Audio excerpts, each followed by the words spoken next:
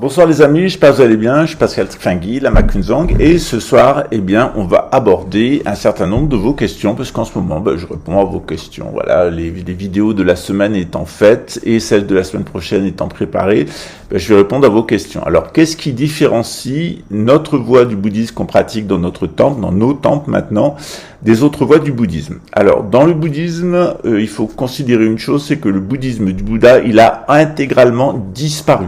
Il n'existe plus.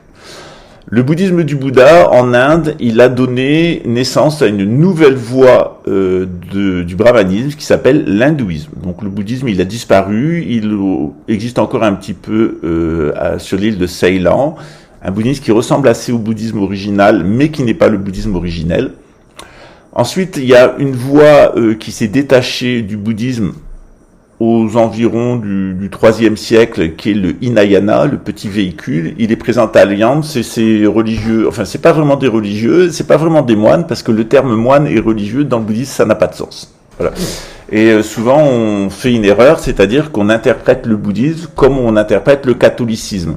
On a l'impression qu'il y a des curés, qu'il y a des moines, et on a l'impression de voir, c'est comme quand on rencontre une trinité, par exemple Brahma, Shiva, Vishnu, on veut absolument voir dedans le Père, le Fils et le Saint-Esprit, voilà, ou ein Volk, ein Reich, ein Führer, si on travaille la politique luxembourgeoise, mais c'est pas comme ça que ça se passe. Donc dans le sud-est asiatique, vous allez retrouver une voie du bouddhisme qui est très liée au brahmanisme, qui précédait le bouddhisme, et qu'on appelle le petit véhicule, le Hinayana. Alors le Hinayana, il divise la société en deux. Il y a la société laïque et la société non laïque, celle qui est dans les monastères, qui s'apparente à une voie